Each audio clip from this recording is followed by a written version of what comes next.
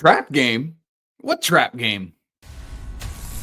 This is Tyler Hansbrough, and you're listening to Locked On Tar Heels. You are Locked On Tar Heels, your daily podcast on the UNC Tar Heels. Part of the Locked On Podcast Network, your team every day.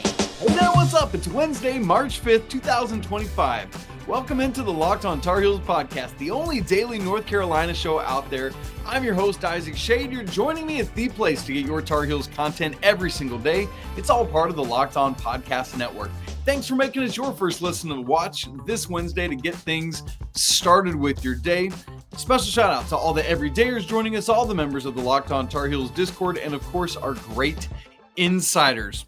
Coming up on the show today, we got the Four Corners recap of this game. Really nice game for Ian Jackson. Several other things to talk about, including more info on how crazy the three-point shooting has been. We'll have the shady stat of the game, just showing Carolina's consistency over this 6-game winning streak now. We'll have a bubble update. I'm watching literally as I record. I'm bringing it to you all in real time here. The final bubble game of Tuesday night. It's now into Wednesday. San Diego State losing currently at UNLV. And so that's all the different places we're going to go today. It's fun. It's a party. Let me also remind you, there are 2 other episodes up today in the both on YouTube and in the audio version of the podcast. We've got last night's live reaction show after the game. And then extra content today. I did an interview with CBS Sports' Matt Norlander, who if you're not aware, is one of CBS's main 2 college basketball guys. We just talked about Carolina and the balance of the football and basketball and going all in on both of those. Got his opinions on where Carolina is at right now and a few other things. So check that out today as well. I just want to say Carolina wins, blitz. I mean, just absolutely demolishes Virginia Tech. They're up to 20 wins, 11 losses.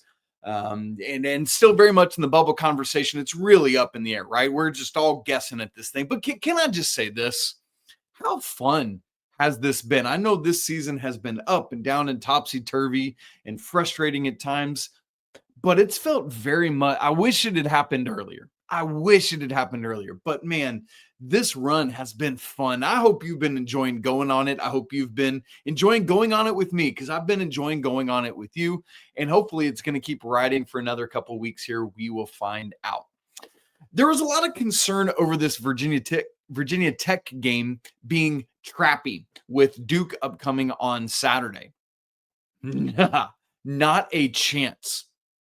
I had said, I don't see this being a trap game for you. Like, by definition, yes, it is a trap game. I guess more what I mean is that Carolina wouldn't fall into it because there's too much on the line in this Virginia Tech game that if you lose, you're done. We're out of the conversation and it's over. This game just mattered far too much. And what's neat about it is, as I reflected on it Tuesday night, I was like, wait, I trust this team. How big a deal is that? Could you have said 4 weeks ago that you trusted this team? No. But I do now. I trust the Tar Heels. All season long, a lack of consistency has plagued this team, either in the midst of an individual game or other things, but no longer. This team is showing up again and again and again. It doesn't matter where it's at, if it's on the road or this 6-game winning streak is 3 home games and 3 road games. Carolina's won at Syracuse, at Florida State, and in Blacksburg. I'm so encouraged by it. I hate that we're so near the end now, because this has just become so much fun. And this is what the ride of a college basketball season is all about. We get literally, you guys, 2 more guaranteed games this season, hosting Duke on Saturday, and then 1 ACC tournament game. Hopefully you win and you get to play more, but you might lose and that's it. And then if we rewind to the 22-23 season, Carolina then made the NIT, declined the invite. And so the loss in the ACC tournament was the last time we saw the Tar Heels play. So again, not only is this fun, but it's time to enjoy the heck out of it, because there are only 2 more guaranteed games left that you will ever get to see RJ Davis in North Carolina. Oh my gosh, that just hit me.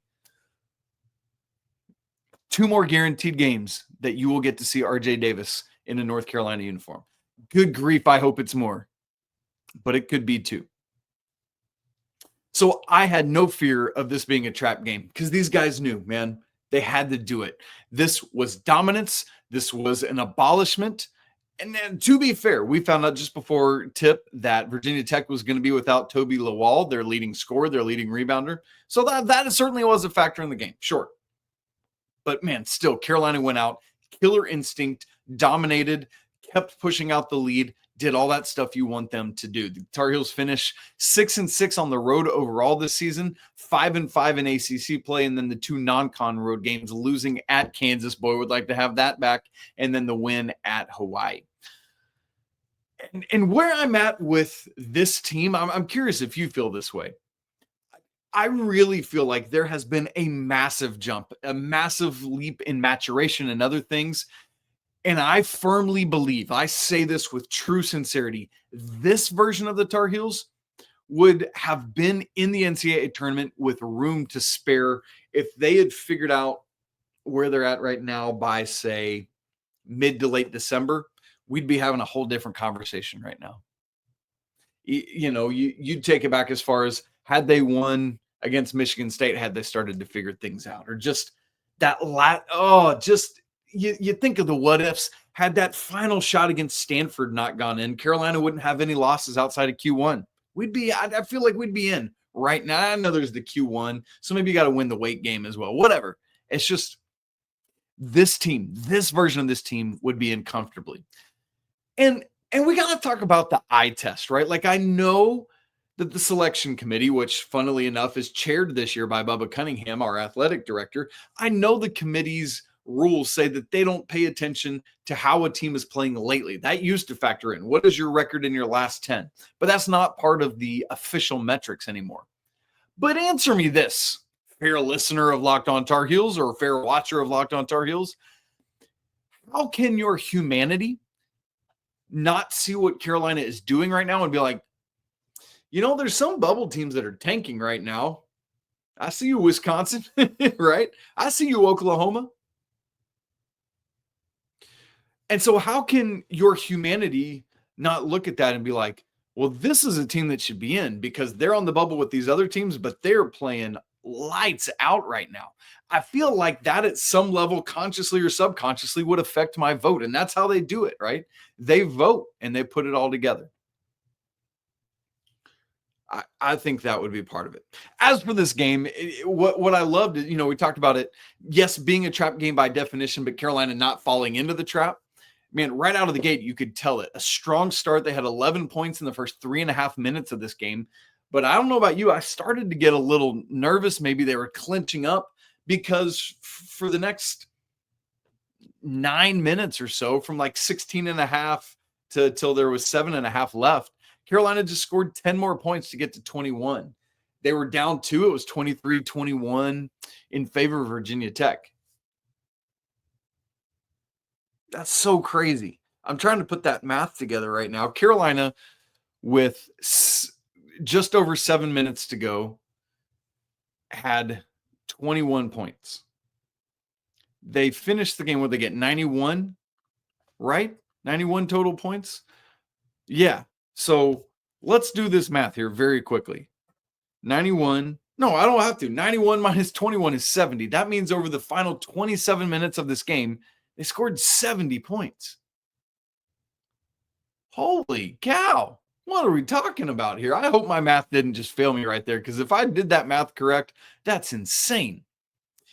And really, after that sleepy stretch from 16.5 to like 7.5, the dam just broke, man. Carolina, over the final 7 minutes of the first half, scored 25 points. And by the way, Virginia Tech only scored 6 in there. So the final 7 minutes of the half, Carolina went on a 25-6 run. It included that kill shot.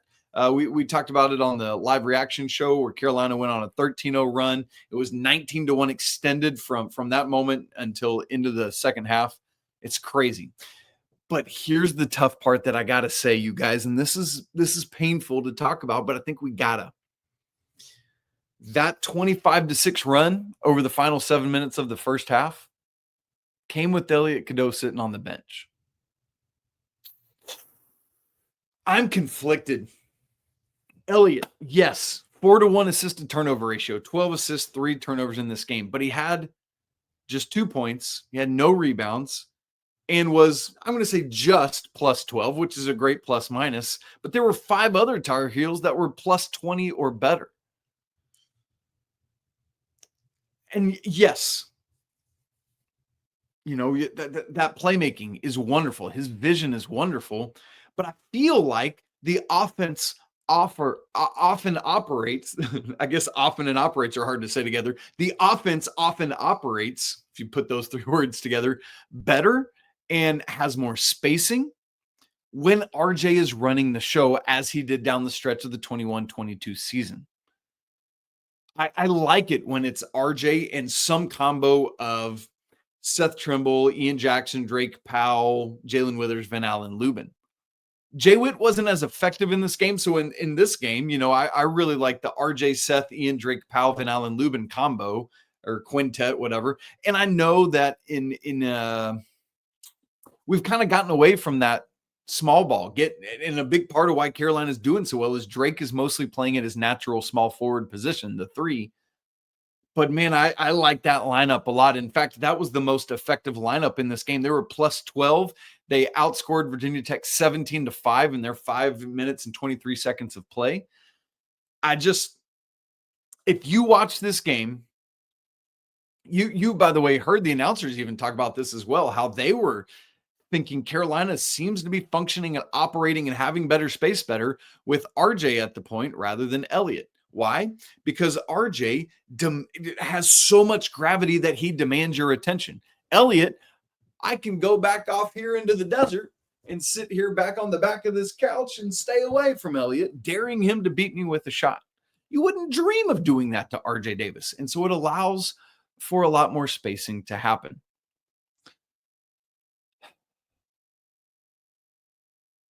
The thing is, though, you need both of these guys. I think the answer is not RJ versus Elliot. I think you have to wisely know when to utilize them both if you're Hubert Davis. If Elliot is having one of those games where he's in foul trouble, which happened in the first half, where he's committing turnovers, which he committed 3 in the first half, that means he committed 0 in the second half. That's really encouraging. I think you need them both. But I think at crunch time, depending on the mood or depending on what's happening, I want RJ at the 1. Where are you at on this, man? I know a lot of people in our live postcast reaction were having this conversation and feeling conflicted as well. That's where I'm at too, man. But great performance from Carolina in this one. And now because you've won Syracuse.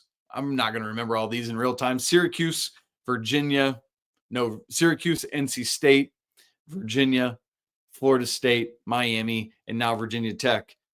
You've won each of those. Each game then mattering more than the last one because you're setting yourself up with opportunities to make the tournament. And now the Duke game is here. You got what you wanted. You made it all count. Congrats, Tar Heels. You've had the consistency. Now we got a couple days to talk about that before we get into it. All right. Great game on Tuesday night from Captain Jack. Do you realize what he's doing from deep lately? I'm going to tell you that and the rest of the Four Corners recap coming up in just a second. Right after I tell you about Supply House. Get the supplies you need from the site made for the skilled trades. Supply House. Whether you're into plumbing or HVAC or electrical work, Supply House is the reliable way to order products online. Their easy-to-use website is packed with helpful resources and the latest product info to help you get the job done right. Plus, with a complete inventory of over 200,000 parts from more than 400, honestly, different top brands, you'll find exactly what you need delivered fast, from coast to coast. Need help with an order? Supply House offers expert support and industry-leading service, so you're always going to talk to a real person. And for trade pros looking for an extra edge, their free Trademaster program offers exclusive perks like a dedicated phone line, free shipping, and discounts on every single order. Thousands of skilled professionals are already taking advantage, and now it's your turn. Join the Trademaster program today at supplyhouse.com/TM and start ordering plumbing, HVAC, and electrical supplies with just a few clicks. Plus, use the promo code SH5 for 5% off your first order. That's supplyhouse.com. It's time for the Four Corners recap. Let's honor Coach Smith the way we always do by starting with number one in the Four Corners recap. We're going to talk about Ian Jackson. It's interesting because there's been a lot of consternation lately. I think coming into this game, it was 2 of the last 3 games he had played under 20 minutes, and there's a lot of worrying. My pushback on that is working. Why break it right now if what's happening is working? Well, ain't no kind of conversation like that after this game where Ian Jackson plays 26 minutes and 25 seconds. He is Carolina's leading scorer with 19. It's tied for the most threes he's made in a game with 5, just filling it up really, really well. And as I started looking at it, I was thinking, I know Ian's not been playing a ton lately, but I feel like he's been hitting his threes at a high level. So I went back and looked, and yes, and just like so many other things, it almost directly coincides with Carolina's 6-game winning streak. In the winning streak, Ian Jackson is shooting 17 of 28 from beyond the arc. Folks, that is 60.7% on his three-point attempts. It's ridiculous. Absolutely ridiculous. On the season, he's stayed over 40%. I got to be honest, this is another hand up I was wrong. I didn't think Ian had this level of three-point consistency. He has really impressed me with that this season. As of this recording, he is 55 of 133. That's 41.4% from beyond the arc. Much, much needed for this team. And gosh, he's got to keep it up. Number 2, we got to talk about three-pointers at the Carolina level as a team. We talked a lot about it in the live postcast reaction show. I'm not going to double up on any of that side of it, but I do have a couple extra things to talk about. Carolina's three-point attack has been coming from a multitude of Tar Heels. I've been talking about this ad nauseum, so you're probably sick and tired of hearing me talk about it. Well, guess what? I'm talking about it again because in this game, 7 different Tar Heels made a three-point shot. And that matters, and I'm telling you that because it is the most different Tar Heels to make a three-pointer in a game this season. It was RJ Davis, 3 of 4, Drake Powell, 3 of 4, Jalen Withers, 1 of 5, Cade Tyson, 1 of 1, Seth Trimble, 1 of 3, Ian Jackson, 5 of 8, and Jalen Washington, 1 of 1. My goodness, that's great stuff. Obviously, 15 of 28 was the total for the team. But that not only is Carolina scoring with a lot of dudes, but how do you stop a three-point attack doing that? You just cannot do it. And what's equally as impressive to me is what Carolina has been able to do over the course of this winning streak. When it started, the Tar Heels were at 32.3% from beyond the arc. Now, as we sit here on Wednesday morning, their season percentage is up 35.4, or excuse me, not up 35, up to 35.4%, meaning it's grown over 3 percentage points in the last 6 games, and now they're inside the top 100 nationally in three-point percentage. They're 92nd. And you couple that with what they're doing inside the arc, where Carolina is 55.8% from 2 on the season. That's 36th in the nation. No wonder this offense is humming at a crazy impressive clip where they've scored at 1.3 points per possession or more in every game of this winning streak. Kudos to this team. Let's talk about sharing the basketball, which Carolina did at the best level they had all season in this game. Obviously, we talked about Elliot Cadeau and his 12 assists. Carolina as a team had 24 assists on their 33 made field goals. That is an assist percentage of 72.7%. That is both the most assists they've had in a single game this season and their highest assist percentage this season. In fact, how many is it? It's tied for the second most assists Carolina has had in a single game in the Hubert Davis era. The other time they did that was against the Citadel. And the only time that's outdone it was a game that I had the great privilege of sitting courtside for, North Carolina against Marquette in the first round of the 2022 NCAA tournament, when they dished out, you ready for this? 29 assists in that game. Y'all, that is crazy. 4th in the Four Corners recap. I just want to, we talked about Ian, but there's 3 other Tar Heels I just want to say a word about quickly, and just the work that they've been doing, man.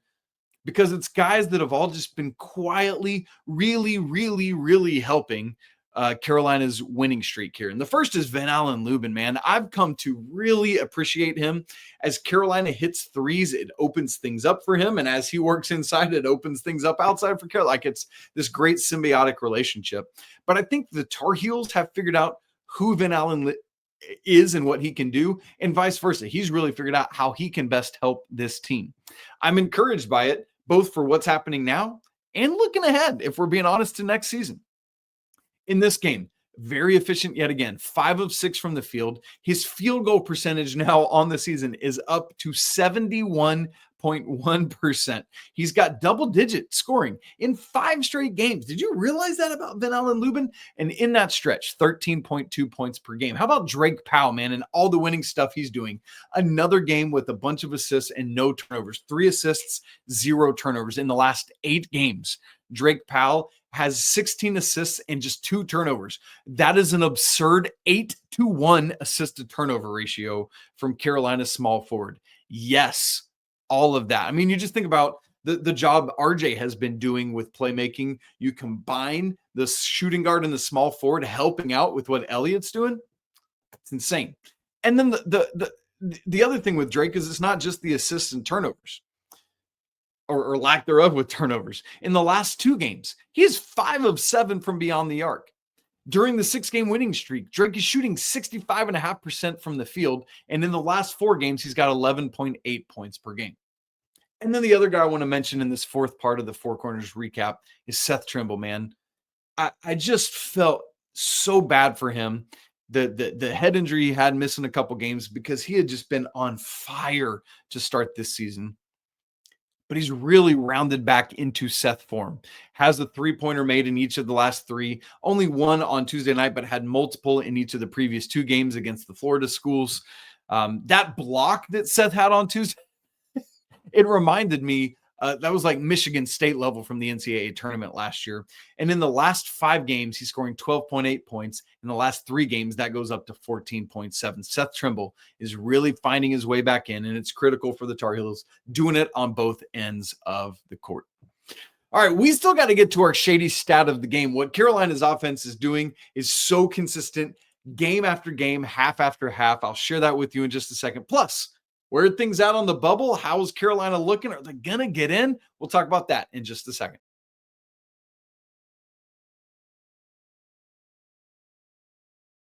It's time for the shady stat of the game. Carolina is on a 6-game winning streak now, their longest of the season.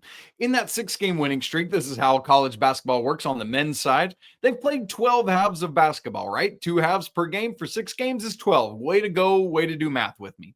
Why? The reason I split that up and bifurcate it for you is because in those 12 halves, the Tar Heels have shot 50% or better in 10 of them. 10 of their last 12 halves of basketball, they've been above 50%. And it's not like they were woeful in the 2 that they didn't. They have shot 40% or better in all 12 halves of basketball in this 6-game stretch. This offense, I just can't quit talking about it, man. It's I love it, and they figured it out. And I don't know if it matches the level of what happened down the stretch in 2022 when Brady came alive and that unlocked everything, like what's happened with Jalen Withers, and now everything else is clicking. I don't know what's going to happen when Carolina hosts Duke on Saturday. Will it be like the regular season finale in 22, where where Carolina went in and just wrecked Duke's senior night and Coach K's last home game? Is the offense that good? We're certainly going to find out, because Duke's defense is phenomenal. You remember that from the first game. But are they so phenomenal that they can stop what Carolina's been doing? Or I'm so interested to see it. But how crazy is that for the shady stat of the game? 10 of the last 12 halves, Carolina has shot over 50%, and all 12 of them, they shot 40% or better. Crazy stuff. Bubble happenings. Where are the Tar Heels at? They came into the day, at least for Joe Lunardi, 3rd in first 4 out, meaning they would need to climb 3 spots to make it into the field, and that would also mean no bid thieves, which is typically almost always going to happen. It's interesting. Obviously, that's just one bracketologist. You look elsewhere. Andy Katz, for crying out loud, has the Tar Heels in. I was shocked by that. A couple other people have them a little bit closer. than Joe Lunardi, but he's just the most, the one that most people go to. So I like to look at it there. Well, as things stand, as of like they put his live updates up on SportsCenter. This was at midnight Eastern on Tuesday night. The last 4 buys, so the teams that don't have to go to Dayton for the first 4 are Utah State, Georgia, San Diego State, and Indiana.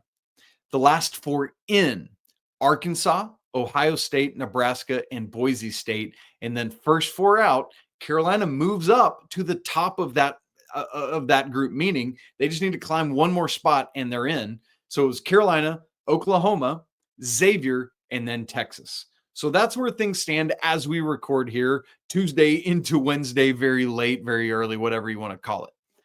You just got to keep doing things. I don't know that we're going to get resolve on Saturday. I mean, if Carolina wins, you got to feel very good about your standing. I don't think you're solid and certain yet. But at the very least, you just can't get embarrassed by Duke at home on senior night. Like, that's what you got to do because everyone's watching game day, all that, right? That's what we're going for. As for other teams on Tuesday night, perhaps the biggest thing that happened, in my opinion, and this is going to sound backwards because they're a bubble team, is that SMU came back to beat Syracuse. Yes, we want SMU to stay beneath Carolina on the bubble, but I think I talked about this on yesterday's show, but SMU, along with Carolina, Clemson, Louisville, and Duke, are the only teams that would be a quad 1 game on a neutral site, which is what the ACC tournament is. Carolina's already beaten SMU. They've not beaten Duke, Clemson, or Louisville. And so with SMU continuing to win, I would love to see Carolina and SMU get the 4 and 5 seeds in some order. Neither of them can get up to 2 or 3. But I want Carolina to stay on that side of the bracket, even though you'd have to play Duke in the semis, because SMU is your best shot at getting a quad 1 win. And so them winning and Carolina winning is a great thing. So what we need now is Wake to lose and Stanford to lose and Carolina and SMU to win. But even if Wake loses and Carolina loses, I think we're good for that 4 or 5 seed. Again, the 6 might be okay, but you get your quad 1 win in that regard by either having to beat Clemson or not Wake, Louisville, or both, right? Which is maybe the way Carolina's playing right now is doable, but I feel a lot better about doing it against SMU, and that would be that second quad 1 that everyone thinks is so magical. Anyway, I ultimately think it's a good thing that SMU came back to beat Syracuse on Tuesday night.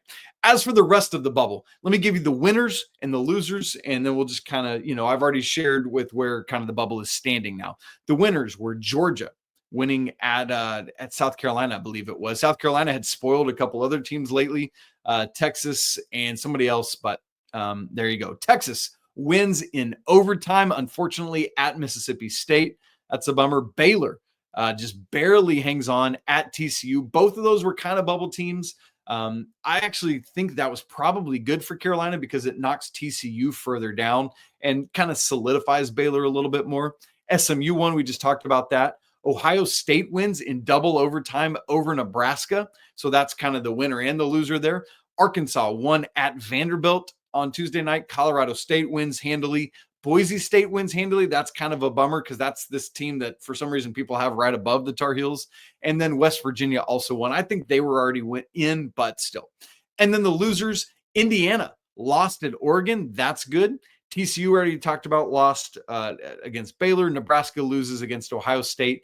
And then Villanova lost. So I think the Wildcats are now done. And then San Diego State. I was talking about them as we were watching here. San Diego State loses at UNLV. So that helps Carolina too. Although San Diego State, for most people, I think was further ahead in the bubble in the last 4 buys. And so we'll see what that does to attack them. What I'm struggling to figure out, Boise State, Lunardi has them right ahead of Carolina. We talked about their resume earlier in the week. I think Carolina's is better. And then just ahead of them, Lunardi has both Ohio State and Nebraska. Carolina's got a bunch of losses. They got 13 losses, man. I don't see how you can do it, but you got to win. If you're Carolina, you got to keep winning. So there's that. Now, in Tuesday's Bracket Matrix, which Bracket Matrix is a website I love to go to, they take basically all the bracketologists they trust and compile them together. Right now, it's at 128 different brackets they're including. At that, where they combine all those brackets, Carolina was the third team out, just behind, frustratingly, Boise State and Xavier, the two teams above them. And again, you know how I feel about those teams. I truly believe Carolina has a better resume, and I truly think we'd beat both of those teams. But that's not all that it is. I get that. But 57 of these brackets had Boise State, 34 had Xavier, and 25 had Carolina. Just frustrated with that. Obviously, though, none of those brackets account for what happened on Tuesday night.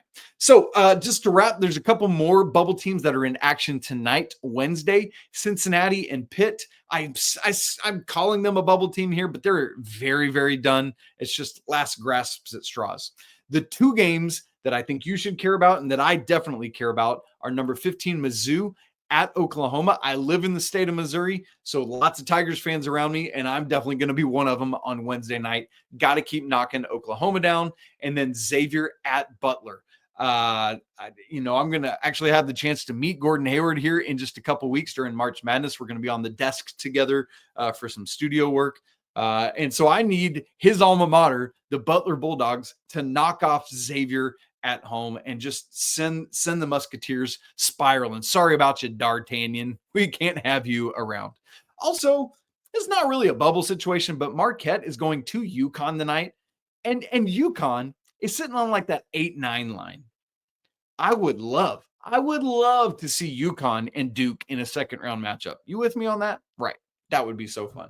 All right, gang. Thanks so much for joining me today on this episode of Locked on Tar Heels. That's it for today. We got tomorrow. Pat Kilby and I will be together, and then another bonus episode. And so that'll be great. Joe Tipton Edits of On 3 will be with us unpacking some recruiting stuff and his article from earlier in the week where a coach disclosed to him anonymously that it's the least talented Carolina team they'll ever play against. I don't think he's going to tell me who it was, but I'm going to ask him. You better believe it. So if you want to make sure you catch all that, make sure you're subscribed to Locked on Tar Heels on YouTube, on audio, all that great stuff so you don't miss a second of the show. If you've not joined Locked on Tar Heels Insiders, why not, man? We'd love you to go next level with the show. That link's in the show notes, as is the Locked on Tar Heels Discord link. We'd love to have you join hundreds of other Tar Heels fans that are part of that thing, man. We're talking all day, every day. It is a blast. You guys, it's always a great day to be a Tar Heels. 6-game winning streak. This is so fun. Let's wrap it up Saturday with a regular season ending W. How crazy would that be? I just felt the weight of it in real time. Oh, baby. It's always a great day to be a Tar Heel. We'll talk again tomorrow, but until then, peace.